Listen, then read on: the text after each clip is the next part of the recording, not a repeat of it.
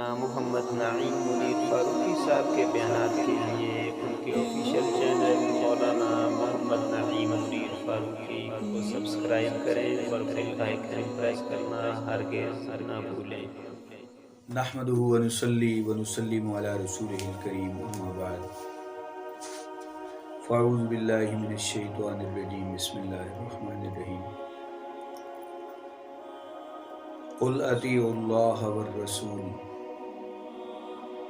صدق اللہ العظیم وصدق رسولہ النبی الکریم۔ سورہ آل عمران کی آیت نمبر 32 جس میں اللہ جل جلالہ ارشاد فرماتے ہیں کہ اے میرے محبوب آپ اعلان فرما دیجئے کہ اطاعت کرو اللہ کی اور رسول اللہ صلی اللہ علیہ وسلم کی۔ قرآن مجید میں بہت سارے مقامات پر رب ذوالجلال نے اپنی اطاعت اور اپنے محبوب علیہ السلام کی اطاعت کا حکم دیا، اور یہ بات روز روشن کی طرح واضح ہے کہ قیامت تک آنے والی نسل انسانیت کی کامیابی دنیا کی اور آخرت کی اللہ جل جلالہ نے اسی دین اسلام میں رکھی ہے۔ ان الدین عند اللہ الاسلام بڑا ایک واضح پیغام ہے کہ بے شک دین اللہ جل جلالہ کے نزدیک دین اسلام ہی کا نام ہے۔ وَمَن يَبْتَغِي غَيْرَ الْإِسْلَامِ دِينًا فَلَن يُقْبَلَ مِنْهُ، اور جو دین اسلام سے ہٹ کر کسی اور مذہب کو اختیار کرے گا تو وہ اس میں کبھی بھی کامیاب اس لیے نہیں ہو سکتا کہ اللہ جل جلالہ نے قیامت تک کے لیے دین اسلام کو مقرر فرما دیا، اب کوئی اور دین جو ہے وہ انسان کے لیے نجات کا باعث نہیں ہو سکتا۔ لہٰذا اللہ کے محبوب علیہ السلام جن پر اللہ جل جلالہ نے یہ اپنا مقدس کلام نازل فرمایا، قرآن مجید میں بہت سارے مقامات پر اللہ جل جلالہ نے خصوصیت سے آپ علیہ السلام کا ذکر فرمایا۔ اسی طرح یہاں پر بھی اطیعوا اللہ والرسول، اللہ تعالیٰ کی اطاعت کرو اور رسول، یعنی اس پر جو الف لام ہے یہ خاص کے لیے ہے کہ آپ علیہ السلام کے ساتھ یہ خاص ہے کہ یہاں مراد صرف رسول اللہ صلی اللہ علیہ وسلم ہی ہیں۔ اب ایک آدمی اگر جو ہے نا 17 علوم سے ناواقف، علماء کرام کی صحبت نہ پانے والا، اور اسی طرح جو ہے نا قادیانیت اور دیگر جو غیر مذاہب ہیں ان سے متاثر کن اور اسلام سے انتہائی ناواقف انسان اگر یہ کہے کہ یہاں پر رسول سے مراد نعوذ باللہ ثم نعوذ باللہ ثم نعوذ باللہ محمد نہیں ہے، تو میں سمجھتا ہوں کہ اس سے بڑا کفر اور کیا ہو سکتا ہے۔ اور ابھی چند دن قبل صادق آباد شہر میں جو مظہر غفور ایڈوکیٹ ہیں، انہوں نے قرآن مجید کی تفسیر کرتے ہوئے، اول تو بات یہ ہے کہ جس طرح اب ہم وکیل نہیں ہیں، جج نہیں ہیں، ہم نے وہ علوم نہیں پڑھے، تو ہم نہ وکیل کے عہدے پہ یا اس کی فرائض کو نہ ہم سر انجام دے سکتے ہیں، نہ ہم جو ہے نا وہ کسی جج وغیرہ کے، کیوں کہ ہمارے پاس وہ ڈگری نہیں ہے۔ آپ ہمیں تو ادھر بیٹھنا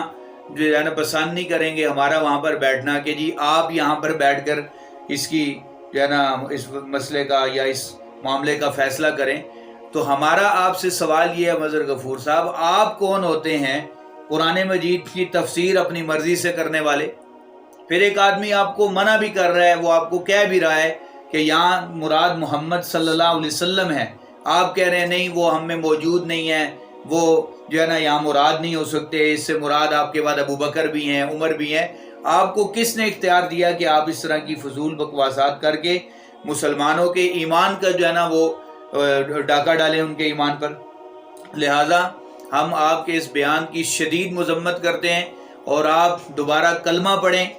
اور اللہ جل جلالہ سے بھی توبہ طائب ہوں، اور پوری امت مسلمہ سے بھی معافی مانگیں کہ آپ نے مسلمانوں کے دلوں کو مجروح کیا ہے۔ ہمارا بحیثیت مسلمان دل انتہائی مجروح ہوا ہے کہ آپ کے اس بکواسات سے۔ قل اطیعوا اللہ والرسول، کہ اللہ جل جلالہ خود فرما رہے ہیں آپ نے ایک طرف اللہ تعالیٰ کے ارشاد کی جو منشا ہے اس کے بھی خلاف بات کی، اور پھر آپ نے انکار کیا واضح طور پہ کہ یہاں رسول سے مراد محمد نہیں ہے صلی اللہ علیہ وسلم، یہاں رسول سے مراد محمد صلی اللہ علیہ وسلم ہی ہے۔ لہٰذا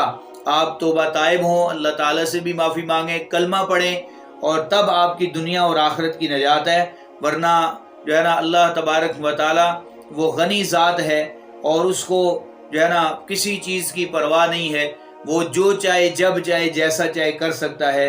اور یاد رکھیے گا یہ سب کے لیے ایک بہت بڑا پیغام ہے، تمام وکلا برادری ہو یا دنیا کے جس شعبے سے تعلق رکھنے والا کوئی بھی شخص ہو، یاد رکھیے گا جس طرح آپ اپنے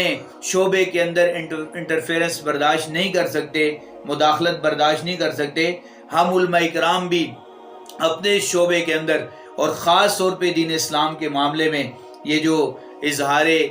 رائے کی جو آزادی اور اس عنوان سے جو ایک دنیا کے اندر فساد برپا کرنے کی کوشش کی جا رہی ہے نظریاتی اعتبار سے، تو ہم اس کی پرزور مذمت کرتے ہیں، اور اس کا بالکل کسی کو بھی اس کی اجازت نہیں دی جا سکتی کہ آپ اسلام کے معاملے میں اپنی رائے کا اظہار کرتے رہیں۔ آج آپ لوگوں کے گھروں کے معاملات میں کوئی آپ کی مرضی سے، آپ کی اپنی اولادیں آپ کی مرضی سے رشتہ کرنے کے لیے تیار نہیں ہے، اور آپ آ جاتے ہیں کہ قرآن کی تفسیریں کرنے کے لیے۔ تو اس لیے یہ بہت بڑا ایک ہم سب کے لیے پیغام ہے، اور کہ یہ اس طرح کے معاملات کو ہم بڑے سنجیدگی سے دیکھیں، اور جو ہے نا ایسے معاملات کو فی الفور ان کا تعاقب بھی کیا جائے، اور ایسے لوگوں کو روکا بھی جائے تاکہ آئندہ مسلمانوں کے دلوں کو مجروح نہ کیا جا سکے۔ اللہ تعالی ہم سب کو